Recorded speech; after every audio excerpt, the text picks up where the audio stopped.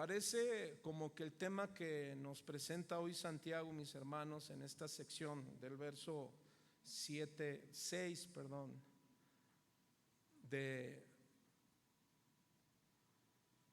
del 7 al 11, fuera la actitud común de los antepasados de la iglesia cristiana del siglo I. Se dice que solían llamar el abandono espiritual, ese sentido de que Dios se ha olvidado de nosotros y que nos hace sentir aislados y sin rumbo.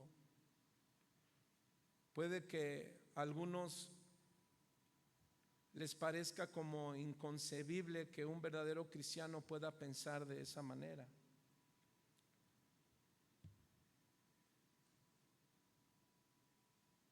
Alguien pudiera decir, ¿cómo un cristiano verdadero puede pensar cómo, hermanos? ¿Me abandonó Dios? ¿He sido olvidado por Dios? Algunos se sienten aislados, otros sin rumbo. Y como si viéramos que a través de esta carta de Santiago, mis hermanos, nos presenta este tipo de preguntas de aquellos cristianos que estaban siendo afligidos. Alguien pudiera decir, si piensas así, ¿cómo? Dios me abandonó, Dios se olvidó de nosotros. Alguien pudiera decir, eso es algo muy malo. Y si alguien piensa así, entonces es porque algo le está pasando en su vida espiritual. Y fíjate que los verdaderos cristianos, mis hermanos, no estamos exentos al sentir que no podemos más. A tales cristianos les puede suceder que estamos cantando estribillos como algo así: ahora soy feliz todo el día. Como que después de estar cantando esto, pero con este pensamiento en tu corazón, como sentirte abandonado por Dios, como que Dios no está al pendiente de nosotros por los sucesos o acontecimientos que vivimos, podemos caer en estos momentos tan duros que pueden reflejar te decía, abandono espiritual. En cada capítulo de Santiago, mis hermanos, los que han leído esta carta y los que la siguen leyendo, esta epístola, me llama la atención porque si observamos las experiencias que llevaron los cristianos judíos a sentir que Dios les había abandonado, o como que ellos pudieron experimentar estas palabras en su mente o en su corazón porque se sentían afligidos por todo lo que estaban viviendo. Los que han leído su contexto histórico saben que esta iglesia, estos cristianos estaban siendo perseguidos. Pero no solo eso, sino que sus propios hermanos judíos, hermanos en la fe, aunque algunos predicadores dicen que es Santiago del verso capítulo 5 del 1 al 6, no está hablando de judíos, de convertidos, sino de gente no convertida. Pero la mayoría de teólogos que apoyan el contexto dicen que no, que se refieren a cristianos. Al igual que dicen que la carta de los Hebreos se refiere a no cristianos, y teólogos preparados dicen no, sí eran cristianos. Porque se niega que un cristiano, un verdadero cristiano, no puede tener momentos donde se siente abandonado espiritualmente. Así es que Santiago, mis hermanos, nos va a enseñar cómo a través de este libro la vida cristiana en torno a la fe es un asunto muy delicado y muy importante. ¿Cuántos saben que la fe pues es un pilar importante en nuestras vidas cristianas? De hecho, el autor a los Hebreos capítulo 11 verso 6 dice: sin fe es imposible agradar a Dios. ¿Cuántos dicen amén? Decía un predicador que Un cristiano que vive sin fe es como que viviera la vida sin aire, sin que respirar sus pulmones. Entonces, hablar de la fe, mis hermanos, hablar de la paciencia, involucran la llenura del Espíritu Santo, porque son virtudes que solamente otorga el Espíritu Santo a aquellos que creen en el Señor Jesucristo. ¿Cuántos dicen amén?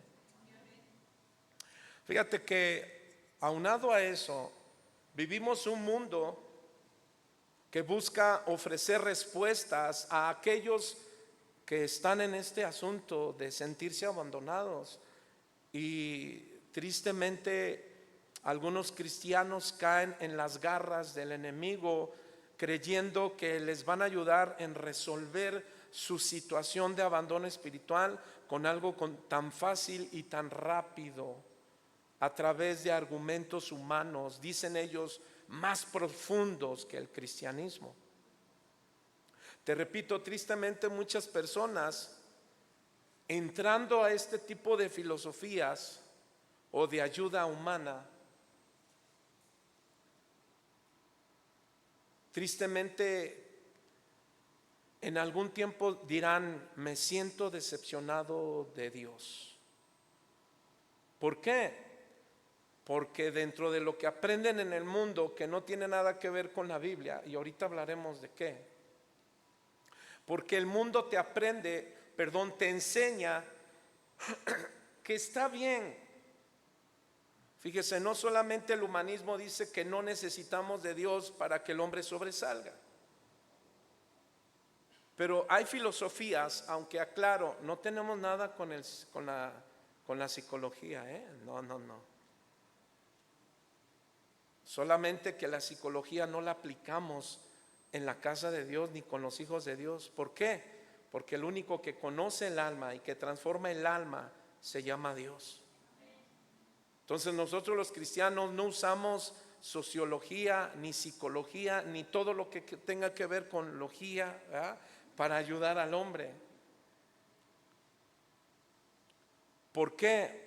Porque tristemente muchos llegan a una conclusión de decir: me decepcionó Dios. ¿Por qué? Porque Él debió haberme proporcionado todo lo que yo necesitaba. Y las respuestas: alguien dijo, Dios no es nuestro siervo. Isaías 55:9 dice: sus caminos son más altos, más profundos y más anchos que los nuestros. ¿Quién lo conocerá?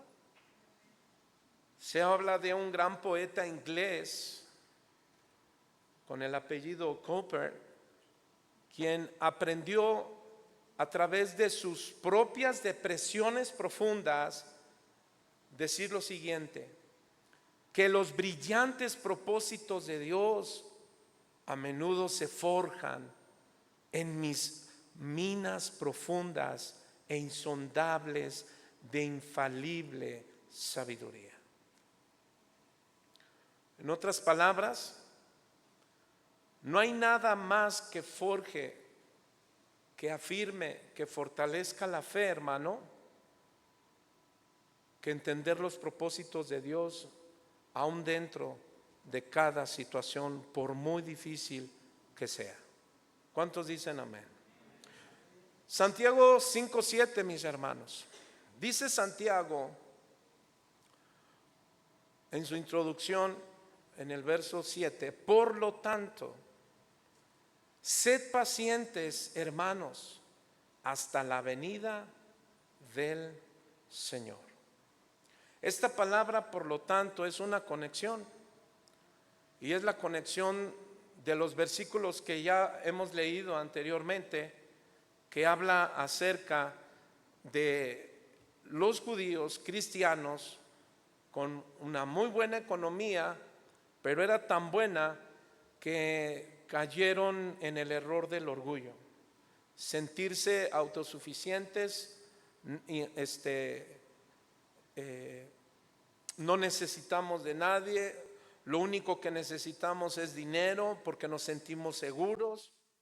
Por un lado era su error, Pero no solo eso, sino tenían un segundo error. ¿Cuál?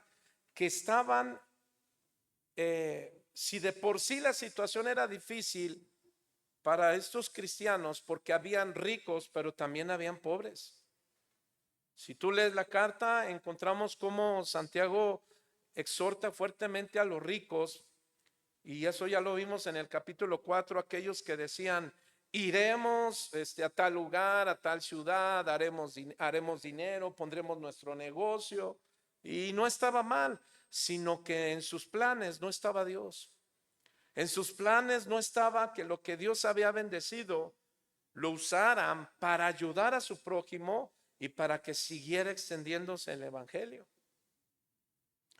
De manera que en los versículos del 1 al 6 del capítulo 5, Santiago reprendió duramente a estos cristianos porque se habían desviado de la cruz. Y cuando alguien se desvía de la cruz, es decir, amarás al Señor tu Dios con toda tu mente, con toda tu alma, con todas tus fuerzas, y a tu prójimo como a ti mismo, es lo que estaban olvidando. Porque por lo que enseña el texto y algunos comentarios, dicen que pues tal vez algunos de estos cristianos que estaban probablemente en esta congregación, trabajaban para algunos ricos como ellos, judíos, que si pudiéramos decir que habían judíos no creyentes que estaban oprimiendo a cristianos, pues los judíos sabían muy bien la importancia de ayudar a su prójimo, es decir, no tenían justificación. Si ellos se decían judíos, judíos, pues estaban agrediendo a uno de los mandamientos, que era amar a su prójimo. Habían leyes en torno al cuidado de quienes, de los esclavos, de darle al esclavo lo que merece. Pablo incluso en Colosenses como en Efesios, cuando habla acerca del matrimonio, de los hijos, habla incluso del trabajador, del obrero, su responsabilidad que debe dar ante los ojos del patrón, pero también hay una reprensión para el patrón, de cuidar y darle bien al que trabaja lo que le pertenece. Así es que Santiago reprende fuertemente a estos hermanos porque se habían olvidado del amor de Dios y estaban cayendo en el error de oprimir a los hermanos, y de por sí había tribulación. Y recuerde que en una sociedad, mis hermanos, que sobresale y sobreabunda, normalmente los que sobresalen y sobreabundan son los que tienen dinero, tristemente. Y los que somos o los que están en una desventaja, pues son la gente que no tiene mucha economía. Los ricos en cualquier momento tienen una necesidad de salud, ¿y a dónde corren? A clínicas particulares. Pero ¿y los pobres? ¿Quieres una ayuda de centro de salud? Sí, tienes que ser parte de un ¿qué? Partido político, porque solamente así te ayudan. Y si tú no votaste por ninguno de ellos, peor, diría el hermano de Xochimilco.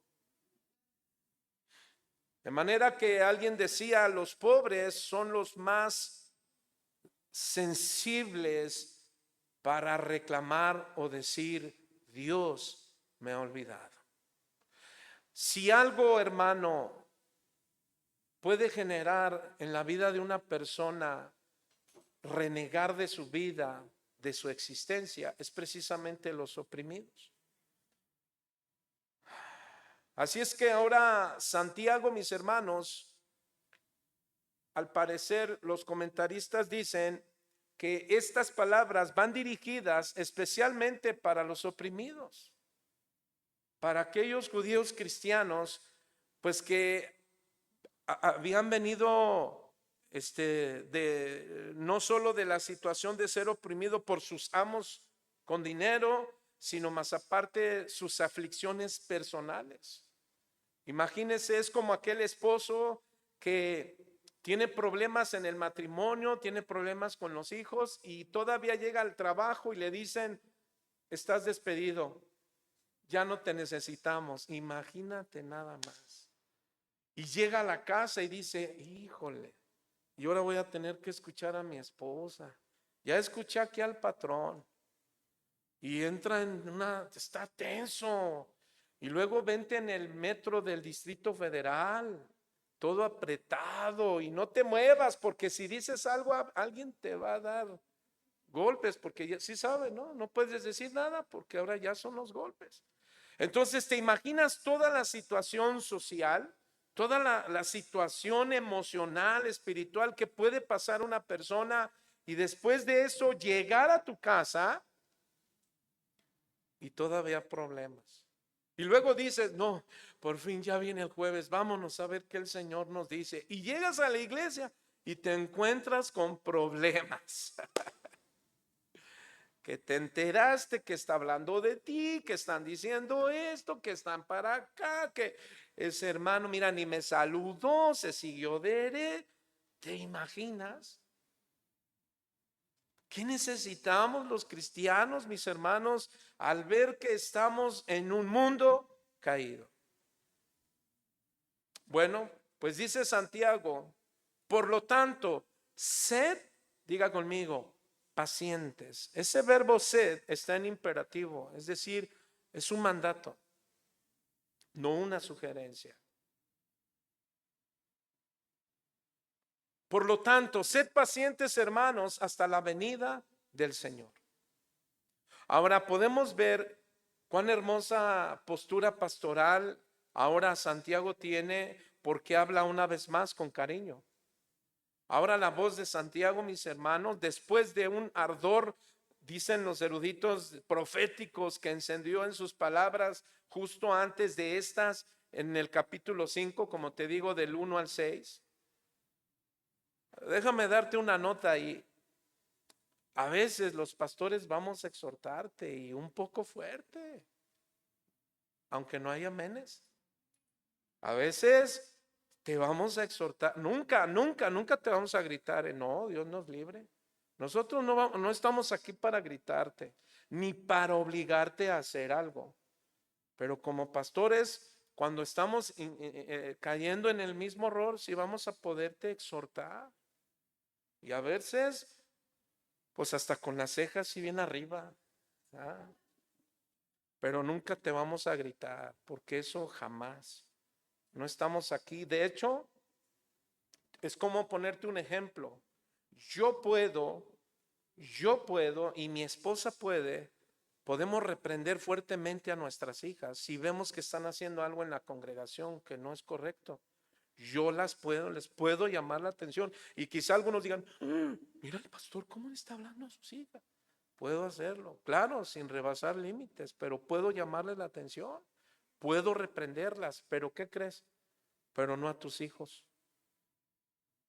Yo me acercaré a ti y te diré, oye, tu hijo esto y esto.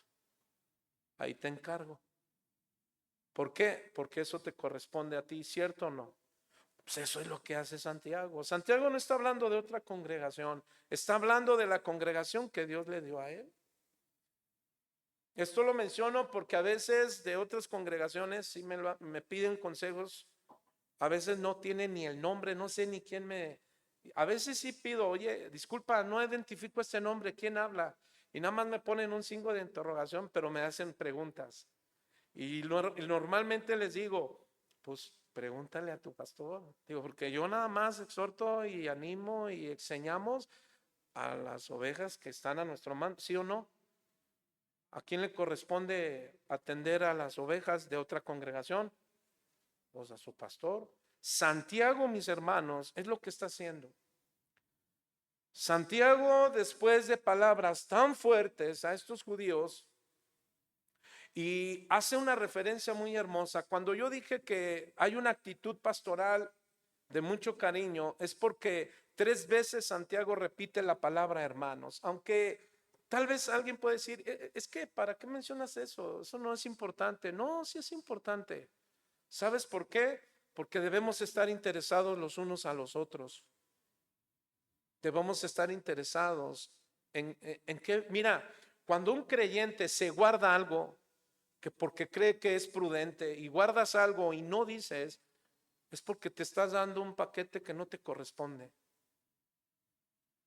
Cuando tú te enteres algo de alguien que ves que es serio, mira, no lo uses para murmurar, úsalo, pero para que te acerques con las personas adecuadas y lo menciones. Pero algunos hermanos se callan las cosas creyéndose espirituales y eso es un grave error. Ahora, alguien lo dirá. ¿Recuerdan a los discípulos cuando Jesús dijo, hay alguien que me va a traicionar? ¿Qué empezaron a hacer? Quizá sea la actitud de alguien que, ¿serás tú? ¿Por qué lo dice el pastor? No, hermano, es una enseñanza que te estoy dando. Que nunca te pase eso. Que cuando te enteras algo de alguien, mira, hermano, sé sabio y dilo. Si te tocó ver algo a ti, acércate a alguien sabio. Y si no lo encuentras, acércate a los pastores. Amén, hermano. Eso es bien importante. Sigamos. Eso, ¿por qué dije eso? Porque Santiago usa las tres palabras importantes, hermanos. Ahora, esta frase tiene como propósito estimular a los creyentes que sed pacientes, hermanos, hasta la venida del Señor. Sed pacientes hasta la venida del Señor. Esta frase, repito, hermano, tiene como propósito estimular a los creyentes que están bajo persecución, que sufrían aflicción por causas diversas. Y esta referencia de Santiago no es la única que hace presente aquí, mis hermanos. Estos cristianos están padeciendo persecución, sufrían aflicción por causas diversas, pero si recuerdas que desde el capítulo 1 Santiago viene hablando de la importancia de la paciencia, pero él toma un tema muy importante y él dijo la sabiduría. Mira, vaya conmigo a Santiago capítulo 1 del verso 2 al 3, al 5. Dice, hermanos míos, ¿qué dice? Tened por sumo gozo cuando os halléis en diversas pruebas, sabiendo que la prueba de vuestra fe produce paciencia. Ahí está el tema que Santiago viene tomando acerca, mis hermanos, de las vicisitudes que todos pasamos, todos como creyentes.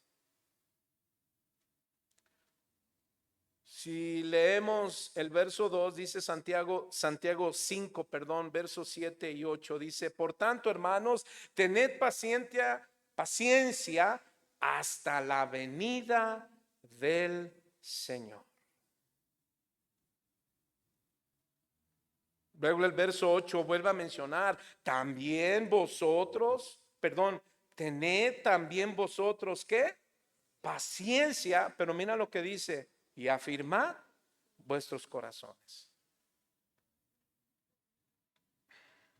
Así es que hablando del tema de la paciencia, nos hace irnos luego al capítulo 1 como lo que acabo de hacer, porque Santiago ya había hablado de la paciencia. Estos cristianos, mis hermanos, te repito, ellos estaban atravesando precisamente un momento de persecución y de aflicción. Ahora, todos los que estamos aquí, como aquellos cristianos del siglo I, mis hermanos, no hay diferencia. Quizá algunos de los que estamos aquí estamos padeciendo alguna aflicción, alguna tribulación. Puede ser nuestro matrimonio, pueden ser nuestros hijos, pueden ser las finanzas, puede ser en el trabajo, puede ser en la escuela. Cada uno de nosotros, es más, puede ser en el mismo ministerio. Puede ser en tu mismo servicio. Por eso es importante, mis hermanos, que pongamos atención a lo que estamos viviendo. Porque uno de los asuntos más graves, hermanos, es que no solamente pensemos en un abandono espiritual, sino que nuestra vida se empiece a apartar de Dios y apartarnos de nuestros hermanos. El grave error de un creyente es decir que está bien y está apartado de sus hermanos de la fe. Me ha tocado mandar mensajes y decirles: ¿cómo estás, mi hermano? Bien, gracias a Dios, todos estamos bien. ¿Tienes tiempo que no te vemos en la congregación? Y en mi corazón el Señor pone a decir: oye, es peligroso eso que tú me dices. Porque si alguien te llega a pedir un consejo, cristianamente hablando, acerca de un problema de cómo se siente, pero no va a ninguna congregación, ¿qué le vas a decir? ¿Que no necesitas congregarte? Porque sí sabe que hay muchos creyentes que incluso les enseñan a sus hijos: nosotros no tenemos por qué estar todos los días en la iglesia. Una vez, son 4 domingos al año, pues 2 que estemos es suficiente.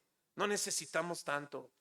Bueno, alguien que dice eso, hermano, está en un problema de abandono espiritual.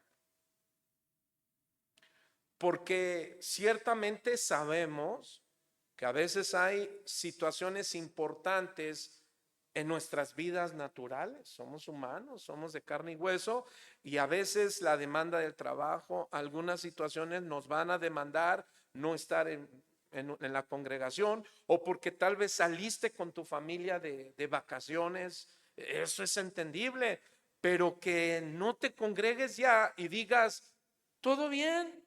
Eso sí es peligroso, eso sí suena bien peligroso. ¿Por qué? Porque los creyentes, hermanos, tienen una guerra espiritual. ¿Sí lo sabías? Hermanos, díganle al que está a su lado: estamos en guerra. Y no estoy hablando de Rusia contra México. Es más, nosotros no estamos como Palestina y como Israel, que ellos están en guerra, ¿sí o no? Pero ¿qué crees? Nos parecemos mucho ahorita a Israel. ¿En qué sentido lo digo? Que también nosotros estamos bajo guerra, hermano. Deuteronomio capítulo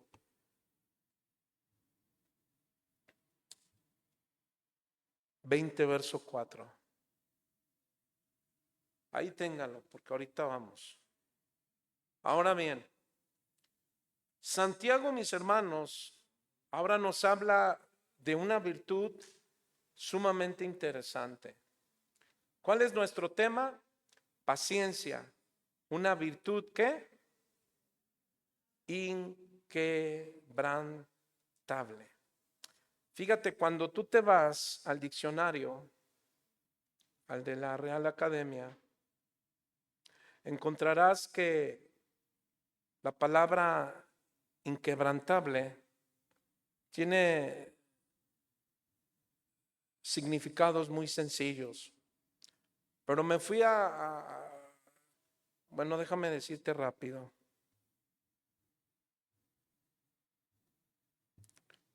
En el diccionario más común que tenemos, una persona inquebrantable, hermano, es alguien que persiste sin quebranto o no puede quebrantarse.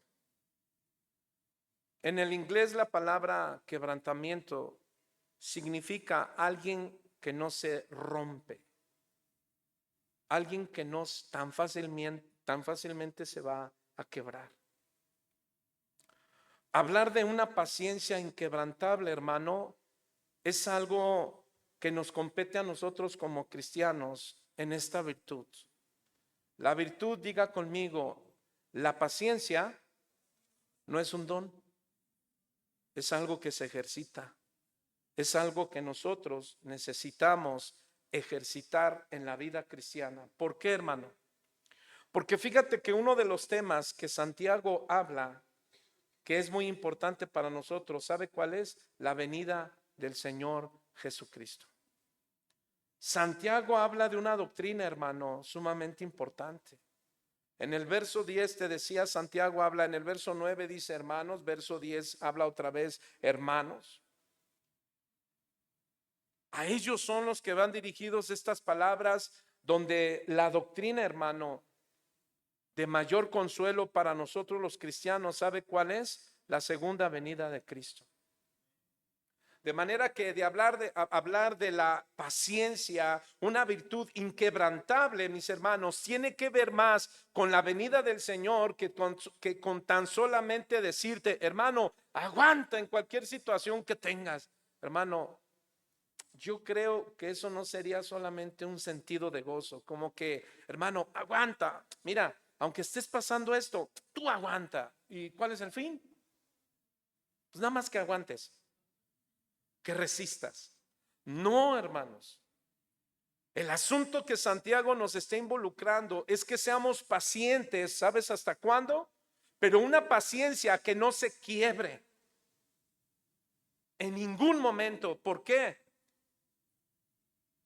Para que no te aparte de algo tan grande que estamos a muy poco de presenciar los hijos de Dios, que la segunda venida de Cristo a esta tierra. Y si algo debe de alentar nuestra fe para que nosotros alentemos la fe de nuestros hijos y alentemos la fe de toda generación, es precisamente la gran promesa de los hijos de Dios, la resurrección de Jesús y su segunda venida. Porque Él resucitó por amor a nosotros, pero también nos trajo vida eterna juntamente con su resurrección. De manera, hermanos, que esta doctrina es para nosotros los hijos de Dios una esperanza, diga conmigo, bienaventurada. De hecho, es una palabra que también menciona Santiago aquí. La venida de Cristo, hermano, tiene que impulsarnos a llevar una vida de bienaventuranza, a llevar una vida purificadora. Primera de Juan 3:3. Cuando dije bienaventuranza, es lo que dice Tito, en el capítulo 2, verso 3. Purificadora o santificadora. Primera de Juan 3:3. Cuando hablamos de la segunda venida de Cristo, es para que estés con aliento en tu corazón. Primera de los Tesalonicenses 4:13-18. Así es que, mis hermanos, hablar de la segunda venida de Cristo es una doctrina que tú y yo debemos estar estudiando siempre. ¿Cuándo vendrá? No sabemos. Así es que no estés buscando, a ver, es que aquí dice que antes de la tribulación, otros que en medio de la tribulación y otros hasta que pasemos. Hermano, cualquiera que Dios permita que así sea, ¿qué cree? Amén. Pero no nos divida eso. Que no nos divida. A ver, ¿tú en quién crees? ¿Tú crees que antes, en medio o después? No, pues yo creo que hasta el último. No, pues no coincidimos. Yo me voy a cambiar de iglesia donde crean que es en la primera. Hermano, eso no importa. Diga conmigo, eso no importa. Lo que importa es que el Señor viene por su iglesia. ¿Cuántos dicen amén? Esa es su promesa para todos los que estamos aquí. Así es que vete despidiendo de tus cosas materiales. Aunque no haya amenes, nada más por ahí escuché que no, está bien. No estoy diciendo que está mal. Pero dile a todo lo que has comprado, dile adiós. ¿Por qué? Porque nada te vas a llevar. Ay, ya me imagino algunos que, ay no, Señor, tárdate unos 15, 20 años en lo que disfruto lo que tengo. Hermano, quizá eso es lo que estaba pasando en el corazón de estos cristianos ricos. Se estaban olvidando de una grandísima promesa, que la venida de Cristo. Así es que lo que debe de unir mi matrimonio, mis hijos, mi trabajo, mi servicio, no es lo que hacemos, sino lo que Cristo hizo, que Cristo murió, resucitó y nos prometió vida eterna. Si de ahí no te abrazas, entonces yo no sé qué vas a hacer para aguantar hasta que Cristo venga. Si tú crees que para ser feliz en la vida cristiana necesitas un matrimonio feliz, te equivocas. Dios no dijo que la verdadera felicidad está en el matrimonio o está en la riqueza o en ver a tus hijos correr fuertemente con el brillo de su carrera. No, nuestro gozo y nuestra paz no está en lo terrenal, sino en espiritual. Hermano, no son cuántos proyectos tengas en tu matrimonio. Déjame decirte que uno de los graves problemas que nos encontramos todos es estarnos preocupando más por finanzas, por lo que quieres hacerle en tu casa. No está mal, no está mal, no me malinterpreten. Lo que quiero decir es que por causa del dinero, nuestra mirada no está en la venida del Señor Jesucristo, sino en todo lo que podemos lograr en esta tierra. Y déjame decirte que esta tierra pasará, pero su palabra no pasará. Así es que para algunos quizá, mis hermanos, esto pueda sonar como hasta incluso una locura. Entonces, ¿cómo va a venir? A ver, entonces, pastor, ¿cómo va a vivir de la iglesia? No, yo no vivo de la iglesia. Yo vivo del Señor que bendice esta iglesia, que bendice tu vida. Así es que la primera exhortación que hace Santiago, claro, bajo la autoridad de Dios y por el mandato de Dios a estos creyentes, es a demostrar paciencia, diga conmigo, inquebrantable. ¿Ante qué? Pues ante una realidad. ¿Cuál? El suceso glorioso. ¿De quién? De la segunda venida de Cristo, hermanos. La segunda exhortación que hará Santiago, mis hermanos, es a practicar su vida cristiana basado en los principios de la palabra de Dios. Eso lo encontramos del verso 9 al 11. Tú y yo, mis hermanos, debemos practicar la ética cristiana a todo vecino, a todo familiar. Hermano, que alguien te siga acusando por una misma situación, eso es grave. Eso es grave. La ética cristiana, según Santiago, se manifiesta en el trato que los creyentes dan a otros cristianos. Esa es nuestra ética, dice Santiago. Que practiquemos, hermano, una vida, limpia y veraz delante de Dios. Diga conmigo, mi vida limpia delante de Dios y delante de mis hermanos. ¿Cuántos dicen amén? Así es que aquí no cabe que un cristiano diga, pues yo soy así. Y si gustan, yo así soy, pues quítatelo, porque si así sigues, entonces no eres parte de Cristo, eres parte de ti mismo. Porque los que estamos en Cristo debemos ser fructíferos. ¿Qué quiero decir? Que debes de ser un cristiano, que siempre está dando fruto, más fruto, mucho fruto. Estoy hablando de tus obras de vida. Que si la gente mira, que si a Bruno le tocó un ejemplo, que le llamara la atención fuerte, así aunque usted no lo crea, no, o sea, fuerte, pero que la segunda vez, tercera, en 2 años, Bruno diga, ay, ahora mi pastor me habló bien suave, aunque me merezco que me hable fuerte. Entonces, tu vida, mi vida, tiene que ir cambiando. ¿Cómo? Tiene que progresar cada día más. Que tu esposa diga, mi esposo está dando fruto. ¿Por qué? Porque permanece en Cristo. ¿Cuántos dicen amén?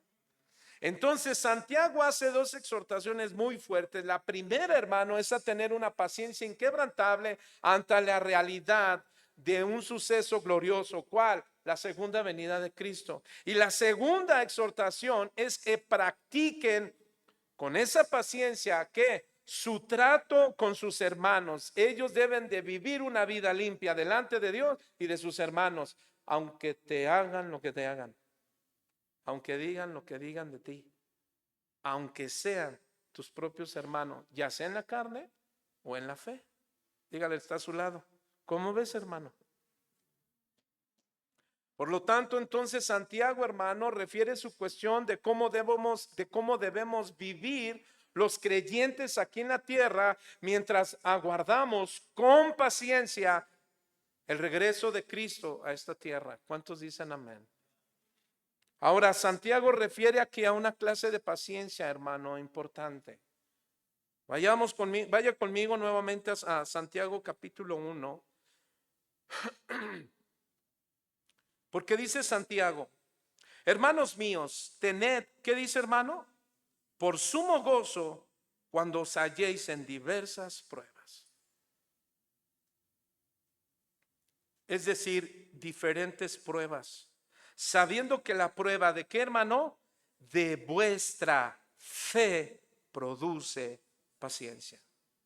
Primero, hermano, la palabra paciencia se traduce del griego que significa tolerancia. Habla de un autocontrol. En otras palabras, manifiesta, hermano, disposición de esperar en Dios y su voluntad. Nosotros los creyentes somos llamados a ser pacientes en nuestras expectativas, hermano, de Dios, pero también en nuestra relación con nuestros hermanos. ¿Por qué? Porque solamente tenemos dos familias. Uno, la carnal, y número dos, la familia en Cristo. ¿Cuántos dicen amén? Y hablando de la familia en la fe, hermano, es un tema importante. Porque en el capítulo 6, Pablo exhorta que nosotros aprendamos a llevar esa vida cristiana de trato de unos con otros a través de qué? A través de ayudarnos. ¿Cómo? Con la madurez. Con un cristiano que está lleno del Espíritu Santo. Gálatas capítulo 6, vaya conmigo. Gálatas capítulo 6. Dice Pablo,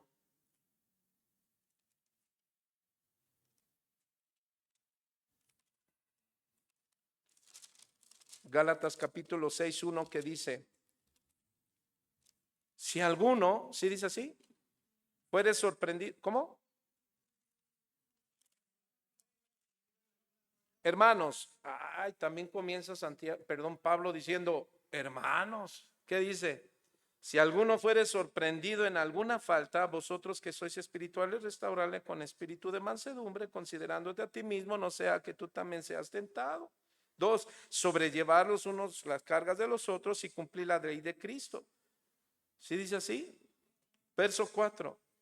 Así que cada uno someta a prueba su propia obra y entonces tendrá motivo de que gloriarse, solo respecto de sí mismo y no de otro, porque cada uno llevará su propia carga.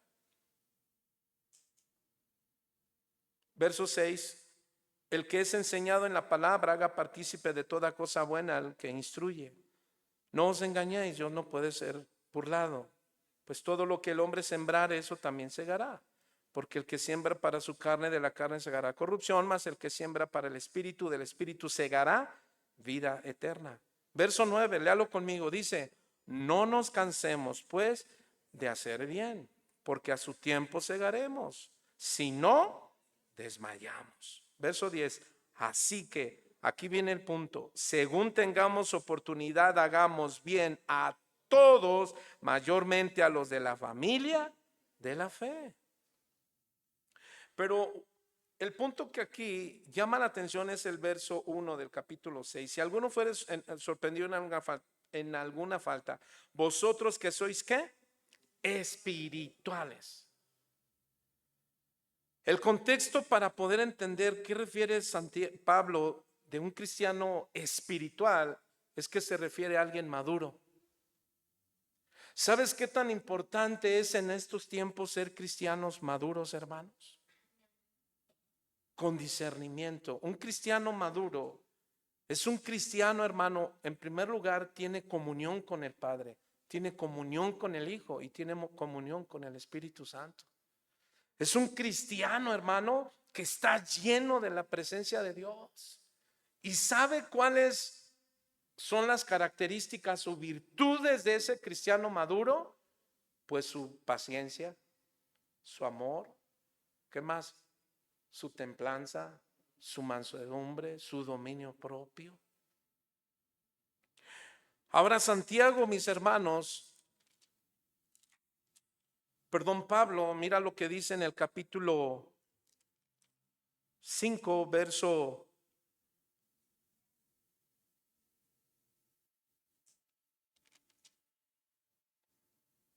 19.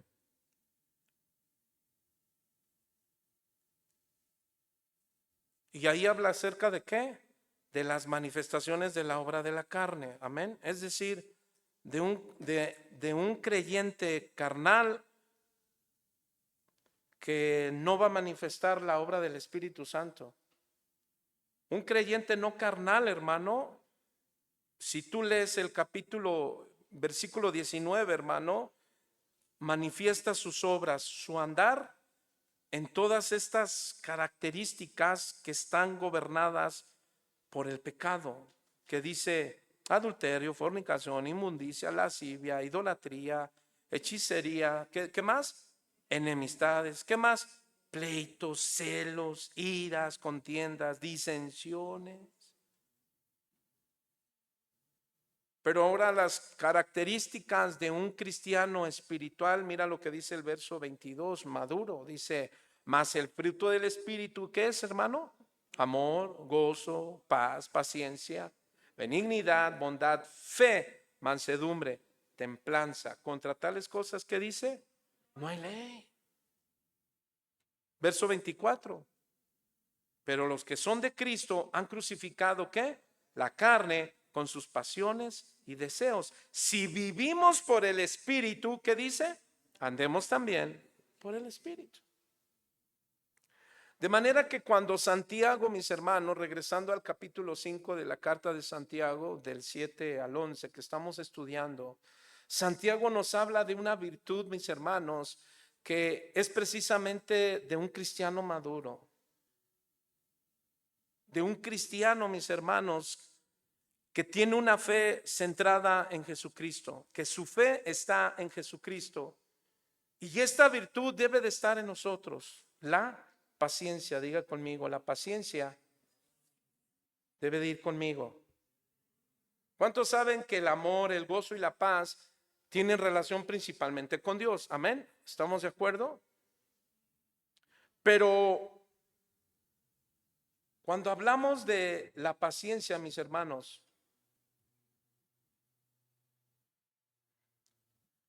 cuando tú y yo estamos comentando, perdóneme, se me movió aquí.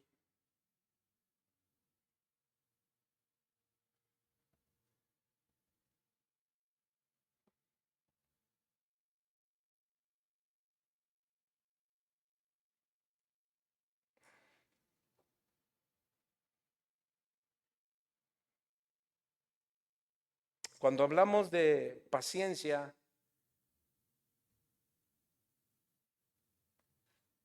del segundo grupo de virtudes del fruto del Espíritu Santo, mis hermanos, que también la paciencia, diga conmigo, longanimidad, es longanimidad. Ahora, ¿alguien sabe? Esta palabra viene del griego longaniza y habla de largura de ánimo. La longaniza, ustedes saben que es larga, ¿cierto? ¿Cuál es el chorizo? Que va de tramo en tramo. Entonces dígale a su hermano que tu paciencia sea de largura de ánimo. Dígale, que tu, voltea, pues es de confianza, dígale. Que tu paciencia sea de largura de ánimo. Y dile que tu paciencia no sea un chorizo. O sea, de momentos, ¿sí me entienden? De lapso, ¿verdad? La paciencia debe de ser largura de ánimo. ¿Sabes por qué? Porque es una virtud, diga conmigo, que debo ejercitar. Tú y yo debemos ejercitar la paciencia. ¿Sabe por qué, hermano? Porque nos encontramos en un mundo caído. Amén. Y este mundo caído, hermano, va a levantar, está bajo el mando y el gobierno del príncipe de las tinieblas. ¿Sabe quién es? Satanás. Satanás, hermano, gobierna este mundo caído. Que aunque nosotros sabemos que Dios es soberano, que Satanás no hace lo que se le da la gana porque quiere. ¿Cuántos saben? Él le pide permiso a Dios. Pero le pide permiso principalmente cuando quiere atacar la vida de sus hijos. Hermano, cuando hablamos de la segunda venida de Cristo, debemos hablar también de las maquinaciones del enemigo que tenemos. Aunque Santiago, alguien puede decir, pero Santiago no está hablando aquí de Satanás. Si tú lees más adelante o en los versículos anteriores, recuerda cómo Santiago dice, resistid al diablo. ¿Y cómo lo vamos a resistir? Manteniéndonos firme. ¿Cómo? En el Evangelio. Hermano, qué importante es que el Espíritu Santo siga tomando control de nuestras vidas. ¿Para qué? Para dar el testimonio que necesitamos dar primeramente delante de Dios, pero también delante de los hombres. Es muy importante que ejercitemos la paciencia, porque estos cristianos, mis hermanos, a los que Santiago manda esta carta, que ellos tengan una paciencia en Dios. Es una paciencia que van a necesitar, que viene de la palabra griega hipomone, es decir, paciencia en el sentido de resistir una prueba, sin claudicar o aguantar hasta el fin. También se usa otra palabra de paciencia en este versículo 7, que es la palabra griega macrotrumeo o macrotumia, que se usa para describir, hermano, la capacidad para conceder, fíjate, ante las debilidades de otro, la capacidad para condescender, ante la debilidad de otros. La idea, hermano, de esta palabra es actuar sin resentimiento ni venganza hacia los demás, particularmente a quienes nos irritan. De manera que estas palabras que Santiago nos está diciendo, mis hermanos, nos van a enseñar dos cosas. Primero, vaya conmigo a Santiago capítulo 1, por favor, regresemos ahí.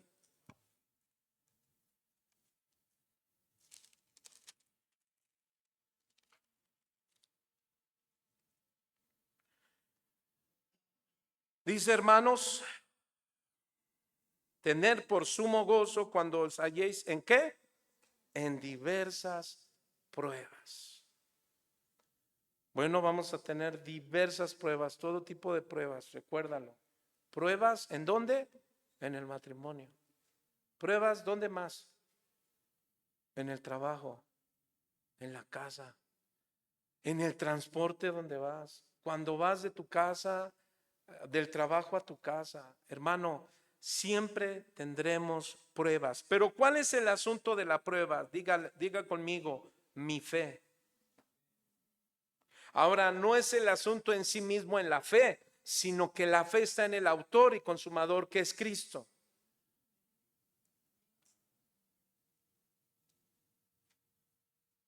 La fe, mis hermanos, decía un predicador, es tan vital para la salvación como el corazón lo es para el cuerpo. Por lo tanto, los dardos del enemigo están dirigidos principalmente a esta gracia esencial. Nuestra fe es particularmente, escuchen hermano, repulsiva a Satanás y al mundo. Es decir, que tu asunto de creer en el Señor no es cualquier cosa. Decía este predicador, si no tuviéramos fe, no serían tus enemigos. ¿Quién? Satanás y este mundo. La fe es aquella gracia bendita que más agrada a Dios y por lo tanto lo que más disgusta al diablo. Este mismo predicador sigue diciendo, por la fe Dios es glorificado en gran manera y por la fe Satanás se irrita en gran manera. se enfurece contra la fe porque ve en ella su propia derrota y la victoria de la gracia. Así es que, hermanos, hablar de la fe, hablar de la paciencia deben de ir tomados de la mano. ¿Sabes por qué? Porque estamos en guerra. Cuando hablamos de prueba, estamos hablando, mis hermanos, de los enemigos que son enemigos de Dios.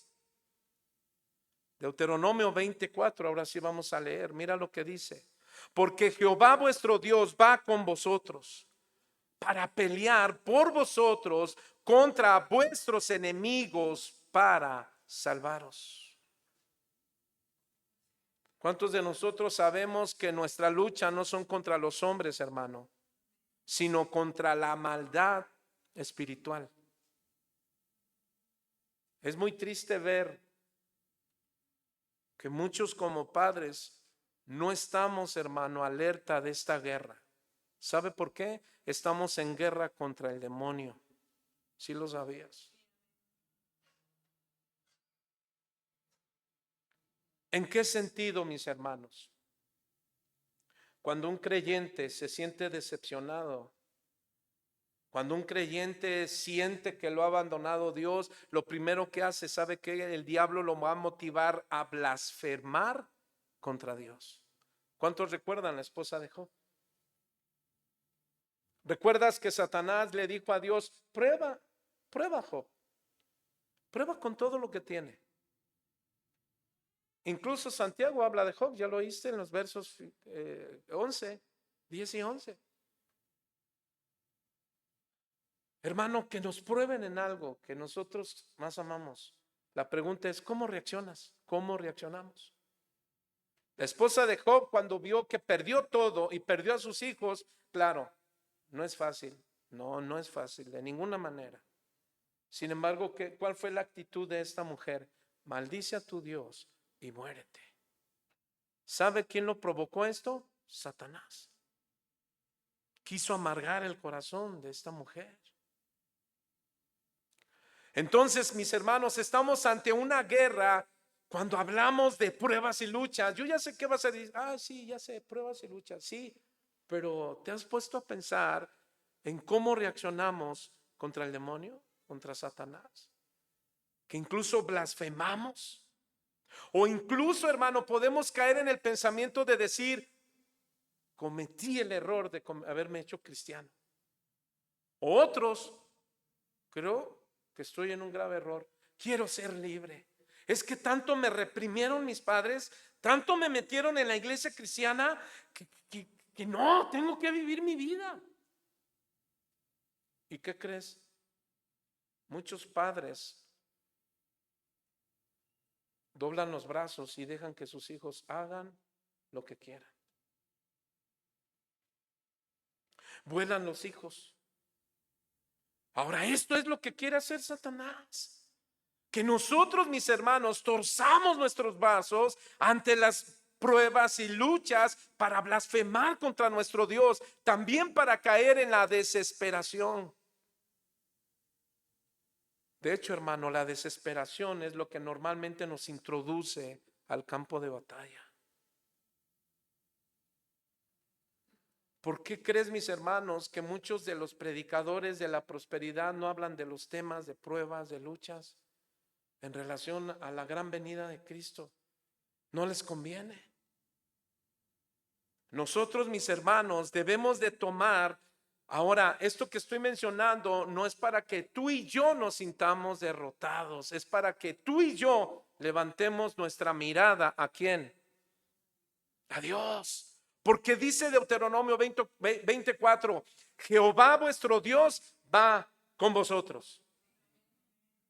El Señor está con nosotros. ¿Para qué? Para pelear por nosotros. ¿Contra quién? Contra nuestros enemigos. Luchamos, mis hermanos, contra todos los ejércitos de qué? Del pecado. ¿Cómo qué? La impureza, la opresión, la infidelidad, la impiedad. Contra estas cosas, mis hermanos, contendemos ardorosamente, pero escuche, pero no con espada o lanza. Pablo decía, las armas de nuestra, ¿qué? Milicia, es decir, nuestra guerra no son carnales, sino son espirituales. Y una de las armas que tenemos los cristianos es la paciencia. La paciencia en Cristo. Ahora mira, lea conmigo de esta manera. Verso 2, hermanos míos, tengan por sumo gozo cuando os halléis en diversas pruebas, sabiendo que la prueba de vuestra fe produce ¿qué? Paciencia. Aquí la palabra paciencia habla de un carácter de ¿qué? De perseverancia, de firmeza y de fidelidad a Dios. Y la otra palabra que utilizábamos también para paciencia es la capacidad para condescender, es decir, de guardarnos, de no tener resentimiento contra aquellos que buscan nuestro mal. ¿Sabes por qué? Porque hay gente que se deja usar, ¿por quién? Por el enemigo para traerte un mal. Verso 4, mas tenga la paciencia su obra completa para que seáis, ¿qué, hermano? Perfectos y cabales, sin que os falte cosa alguna. ¿Sí dice así? Pero ahora lea el verso 5, dice, y si alguno de vosotros tiene falta de ¿qué? De paciencia, pídala a Dios, el cual da a todos abundantemente y sin reproche. Entonces, mis hermanos, qué importante es que nosotros seamos cristianos. Fíjate, número 1, perfectos y cabales. Diga conmigo, perfectos y cabales. Dice un predicador, mis hermanos, decía, lo más valioso que una persona puede obtener en este mundo es aquello que más afinidad tiene con su verdadero ser. Es decir, un hombre puede adquirir una buena casa o un buen carro, pero supongamos que tiene ¿qué? Mala salud. ¿De qué servirá su espléndida mansión o su hermoso auto? Lo mejor es aquello que hará de él un hombre mejor, es decir, recto, honesto, puro y santo. Si las diversas pruebas, al poner a prueba tu fe, mis hermanos, te dan gran perseverancia en Cristo, todo lo demás no te va a preocupar.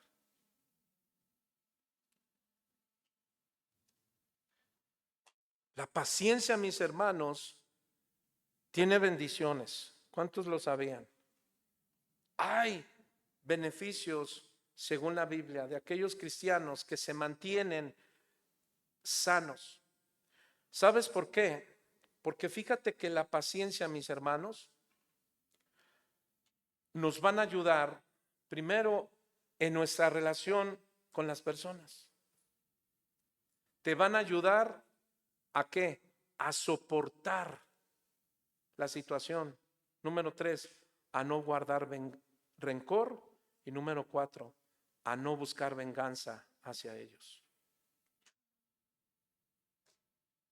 Así es que la paciencia, hermano, en un cristiano que realmente está siendo espiritual, es un cristiano que está dando fruto, es un cristiano, hermano, que se ejercita en la paciencia inquebrantable, porque es un cristiano que soporta, hermano, que no guarda rencor y que no guarda ¿qué? Venganza. ¿A quiénes? Contra aquellas personas con una mala conducta hacia ti. Por eso es que es importante junto con la paciencia, la benignidad y la bondad. ¿Por qué? Porque la benignidad habla de nuestro trato suave. ¿Hacia quiénes? Hacia los demás. Y la bondad, hermano, es la generosidad de tu corazón en tus relaciones, en nuestra relación con los demás. Entonces, hermanos, tú y yo debemos estar respaldados, ¿sabe por quién? Por Jehová nuestro Dios. Es decir, que si Dios aborrece todo lo malvado, ¿qué debemos hacer nosotros, hermano? Aborrecer todo lo malvado. Es decir, que debemos cuidar y poner atención a nuestra vida para que no sean nuestros hijos quienes nos quieran apartar de Dios, usando artimañas. O padres que quieran apartar de Dios a sus hijos. ¿Sabes por qué? por problemas personales. A mí es sorprendente ver que vengan jóvenes, aun cuando sus padres no se congreguen. Y yo puedo ver jóvenes que vienen, se congregan, escuchan la palabra de Dios y sus padres no vienen. ¿Sabe por qué? Por muchos asuntos. Entre uno, porque hay rencor, porque hubo problemas, tal vez con un hermano en la congregación o con su mismo hermano en la carne. Ahora, ¿cuál es el fin, hermano, demoníaco de apartarnos de Dios? Precisamente para que caigamos en un juicio. Termino, mira lo que dice Santiago. También, hermanos, vosotros tened paciencia y afirmad vuestros corazones, porque la venida del Señor se acerca. Santiago utiliza en el verso 7, mis hermanos, de lo natural. Él hace uso de lo natural a lo espiritual, diciendo: mirad cómo el labrador espera el precioso fruto de la tierra, guardando con paciencia hasta que reciba la lluvia temprana y tardía. Hermano, ¿te imaginas a todos los campesinos, todos los que tienen tierras y se dedican al cultivo en estos tiempos de prueba? ¿Te imaginas su desesperación? Porque ellos dicen: solo vivimos ¿de qué? Del campo. Escuchaba a algunos creyentes que decían: yo vivo de las tierras, pero algo me ha enseñado el Señor últimamente en estos tiempos de mucho calor, que aprender a depender de Él, no de la tierra. Yo no dependo de la tierra, de lo que produzca la tierra. Yo dependo de la voluntad de Dios a mi vida. ¿Y sabe qué Dios prueba? Tu fe. ¿Cómo estamos en la fe, mis hermanos? ¿Cómo estamos en la fe? Mire lo que dice Primera de Pedro, por favor acompáñeme a Primera de Pedro, capítulo 1. Y dice Pedro en su primera carta, capítulo 1, verso 3: bendito el Dios y Padre de nuestro Señor Jesucristo, que según su grande misericordia nos hizo renacer para una esperanza viva por la resurrección de Jesucristo de los muertos, para una herencia incorruptible, incontaminada, inmarcesible, reservada en los cielos para nosotros, que sois guardados por el poder de Dios mediante la fe, para alcanzar la salvación que está preparada. ¿Para qué, hermano? Para ser manifestada en el tiempo postrero. ¿De qué está hablando, hermano? De la segunda venida de Cristo. Verso 6: en lo cual vosotros os alegráis, aunque ahora, ¿qué, hermano? Por un poco de tiempo, si es necesario, tengáis que ser, ¿qué? Afligidos en diversas pruebas. Ahora, ¿por qué tenemos que ser afligidos? Bueno, mire, ¿para qué? Para que se someta a prueba, ¿qué? Tu fe. Si verdaderamente decimos amar a Dios. Hay cristianos, te repito, creyentes, que por un problema con alguien dice: estoy desanimado, pastor, y me voy a ir de la iglesia. Y lo único que yo tengo que decir es: pues el Señor te ayude. Yo no puedo cambiar tus planes, pero yo pensé, creí, el subjetivismo pastoral, pensé, creí, sentí. ¿Qué? Que eras alguien maduro. Porque lo más grave, hermano, cuando a veces el Señor prueba tu fe, ¿sabe cuál es? Es que nos ofendamos y nos enojemos. Nos enojamos con Dios. Mira, es bien fácil. Nosotros notamos cuando nosotros llamamos, exhortamos a alguien en el ministerio, le exhortamos, le damos indicaciones, y muchas veces, ¿saben qué hacen? Se enojan con nosotros. Me doy cuenta, es bien fácil notar cómo la gente se enoja. ¿Sabe por qué? No te saluda. Es el deber del pastor que me salude. Cuando exhortamos o animamos a alguien, es bien fácil notar que se enojan. ¿Y sabe cuál es la salida más fácil? Irse. Pero ¿cuántos saben que aún así fuera, hermano, entre nosotros, y si Dios permite a que alguien que tú le pediste no te pagó, que habló de ti, que te hizo aquello, ¿tú cómo sabes si Dios lo permitió para probar tu fe? Pero con mi hermano, si yo que era maduro. Pues eso dijo José de sus hermanos, de Rubén y de todos ellos. ¿Y qué hicieron con su hermano José? ¿No lo querían matar? Ay, qué bueno. Dijeron, no lo matemos, nada más hay que venderlo. Pero ¿qué hizo José, hermano? Fue a prueba su fe. ¿Y sabe qué puso en acción? Su paciencia. Al final, hermano, cuando está el encuentro de José con sus hermanos, José les dijo, miren, si ustedes creen, no tengan miedo. Ya lo reconocieron y él le dijo, si ustedes pensaban que yo me iba a desquitar, estoy parafraseando, se equivocan, porque entendí que con un propósito Dios me trajo aquí. Dios usó la maldad del hombre y esa maldad, hermanos, ¿saben qué la convirtió? En propósitos, según Romanos 8, 28 y 29. ¿Sabe cuál es el propósito de que tu fe sea probada? Que la imagen de Cristo se forme en tu vida. Por eso ser perfectos y cabales.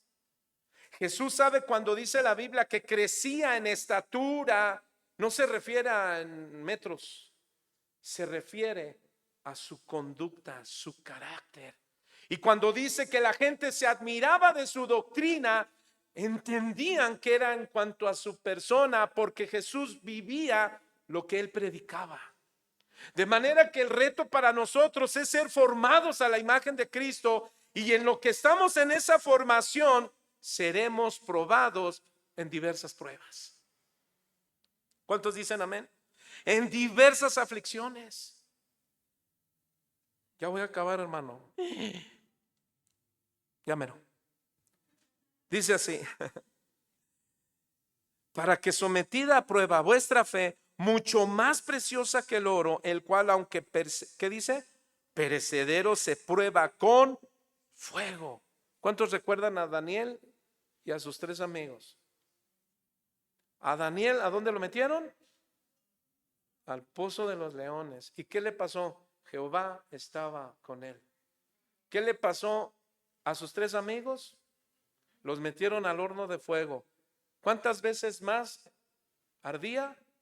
Bueno, a tal grado que uno de los que se acercó, ¡fum! Pero dice que el rey miró a quién, Darío, ¿a quién veía? A esos 3, pero veía a alguien. ¿Sabe quién era ese alguien? Era el ángel de Jehová, es decir, a Jesús. De manera que Dios está con nosotros en estos tiempos, de manera, hermano, que dice entonces Santiago, hermanos, tomad como ejemplo la aflicción de paciencia de los profetas que hablaron en el nombre del Señor. He aquí tenemos por bienaventurados a los que sufren. Hermanos, dígale al que está a su lado, cuando te encuentres en prueba, dígale, cuando te encuentres en prueba, cuando te encuentres en aflicción, yo no voy a decir, por algo el Señor está tratando. No, hermano. Mira, cuando veas a un hermano en pruebas, no digas, por algo el Señor, no. Di conmigo, bienaventurado es mi hermano. ¿A quién le va a gustar que le diga, hermano, bienaventurado eres qué? Que estás en esta prueba. ¿Cómo me dices eso? Dice Santiago, tengan por sumo gozo que las pruebas, no, pues si no nos van a hacer reír las pruebas. Pero Jesús dijo, vámonos rápidamente, hermano, acompáñenme, Mateo capítulo 5, miren lo que Jesús dijo. Y por el pescadito que casi acabamos. Verso 10, miren lo que dijo Jesús. Dice, bienaventurados, verso 10, los que padecen persecución, aflicción, mis hermanos, pruebas. ¿Por causa de quién? De la justicia. Es decir, por causa de que tú quieres ser un cristiano piadoso. ¿Sabes que todos los que quieren ser piadosos van a tener pruebas? menos los arrogantes, ni los soberbios, ni los que dicen, ay, esto que dice el pastor ya me lo sé. Y si tantos te lo sabes, ¿por qué sigues actuando como si no lo supieras? Hermanos, mira, bienaventurados somos, dice, cuando tengamos ¿qué? Persecución. ¿Por qué, hermano? Porque de ellos es el reino de los cielos. Verso 11. Bienaventurado soy cuando por mi causa, ¿qué dice? Te vituperen. ¿Qué más? Te persigan. ¿Y qué más? Y digan toda clase de mal. ¿Qué? Contra vosotros. ¿Cómo? Mintiendo. Hermano, cuando alguien diga algo de ti, cuando alguien se refiere a algo de ti y te digan y te hagan, hermano, bienaventurado eres cuando estás en pruebas y en luchas. ¿Por qué? Porque el Señor te está perfeccionando tu fe. Aquí el asunto es que dice Jesús, pero que sea mintiendo. Porque si alguien está diciendo algo de ti, pero es verdad, entonces sí ponte a temblar. Pongámonos, dijo el otro, pongámonos a temblar. Ahora no estamos hablando de cristianos perfectos humanamente hablando, que no tenemos errores y que ya no fallamos. No, hermano, claro que fallamos, claro que tenemos pecados, pero escúchame bien, tú aprendes a ver tu error, pero también tu pecado. Y aprendes a decir, Señor, perdóname, este es un error, pero este es un pecado. No es lo mismo, ¿sí lo sabías? Entonces, mis hermanos, con corazones sinceros nos humillamos ante el Señor porque la aflicción, la prueba, tú y yo entendemos que es para purificar nuestra vida. Amén. Es para que nuestra vida honre más a Dios. Verso 10, verso 11, 12. Gozaos y alegraos porque vuestro galardón, ¿qué dice, hermano? Es grande. ¿En dónde? En los cielos. Porque así persiguieron a quienes, a los profetas que fueron antes de vosotros. Casi son las mismas palabras de Santiago, son las mismas. Daniel era un profeta, José era un profeta, y mira todas las pruebas que tuvieron, pero ¿cuál eran? Que el Señor los perfeccionara, los madurara. Así es que, mis hermanos, tú y yo debemos ser pacientes, diga conmigo, hasta la venida de Cristo. Así es que hay que ejercitar una paciencia, ¿cómo? Inquebrantable. ¿Cómo, mis hermanos? A través de tu comunión con Dios. Ahora termino con esto. Beneficios de la paciencia. Ya, hermano, ya terminé. Gracias. ¿Tienes paciencia? ¿Estás creciendo? ¿Tienes paciencia? La paciencia nos ayuda, número 1, a confiar en Dios. Salmos 41. Repito, la paciencia nos ayuda a confiar en Dios. Dice, y esperarás al Señor, Él inclinará su oído hacia ti y escuchará tu clamor. Hermano, la paciencia nos ayuda a tener ánimo, ¿qué? Largo. Esperar pacientemente al Señor, todo lo que Él tenga que hacer. Señor, ¿y cuándo va a cambiar? No te preocupes cuándo va a cambiar, preocúpate tú, ¿estás cambiando? A veces queremos que el cónyuge cambie. La pregunta, ¿tú estás cambiando? ¿Cuántos saben que la primera regla, no de la hermenéutica, sino del cristiano, es que el cristiano hablase de sí mismo? De la regla de la hermenéutica, su primera regla es que la Biblia habla de sí mismo. La primera regla del cristiano es que tu vida habla por sí mismo. Número 2, hermano. Segundo beneficio de la paciencia, nos ayuda a tener paz en tiempos difíciles. Salmos 4:8. En paz me acostaré y asimismo dormiré, porque solo tú, Jehová, me haces vivir confiado.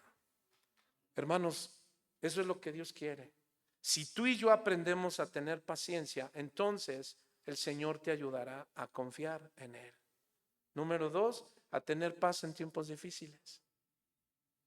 ¿Cuántos se duermen y se duermen con todos los problemas? Es más, cuando abres los ojos ya son las 6 de la mañana y los cerraste a las 7 de la noche. ¿Por qué despiertas a veces despertamos, ¿sabes cómo? nuevamente estresados y cansados. ¿Sabes por qué? Porque no hemos aprendido a tener paz en tiempos difíciles. Porque paz creemos que es ausencia de problemas y no es así. La paz es lo que logró Cristo en la cruz del Calvario, uniendo tu mano con la mano del Señor. ¿Cuántos dicen amén? Tercera, la paciencia nos ayuda a ser perseverantes en nuestras metas. Pero ¿sabes cuáles son las metas? La de Cristo. Proverbios 14:29 dice: la paciencia es propia del que tiene mucho entendimiento, pero la impaciencia, la necedad, la descubre. Las primeras metas que debemos tener tú y yo, hermano, es en la meta de la vida cristiana. Número 4, la paciencia nos ayuda a ser más compasivos con los demás. Colosenses 3:12. Así que como escogidos de Dios, santos y amados, póngase de pie, hermano, revestidos de entrañas de misericordia, de benignidad, de humildad, de mansedumbre y de paciencia. Mira, hermano, esto que voy a decir lo voy a decir con mucho temor y temblor. A muchos les llama mucho la atención las redes sociales. Nosotros como cristianos, y yo enseño esto, yo hablo para aquí, para los de Casa de Oración, no todos, yo no generalizo, pero es muy grave, hermanos, que nosotros como creyentes muchas veces pongamos en las redes sociales nuestros asuntos. Seamos sabios. Nunca pongas en las redes sociales lo que alguien puede hacer contra ti o dice de ti. O nunca avientes indirectas en las redes sociales contra alguien. Eso es por un lado. Hay también, yo no sé cuál es el afán a veces de subir videos para que nos vean. Nosotros no subimos videos para que sepan quiénes somos nosotros. Nosotros subimos los videos a YouTube y a Facebook porque sé que tengo pastores y que escuchan lo que enseño. Y si en algo estoy mal, pues me van a orientar y me van a animar. Pero yo sí exhorto a que cuidemos a nuestros jóvenes, nosotros como padres, qué hacen en esas redes sociales y qué están diciendo. Mira, hermano, promocionarnos y creer que somos espirituales, eso es bien delicado. Nosotros hay que tener y hay que saber usar las redes sociales, porque es una de las armas, hermano, en el cual muchas veces el diablo se disfraza para derrotar la vida de nuestros hijos. Así es que en esa paciencia nosotros tomemos el control de todo lo que hacemos en nuestro hogar.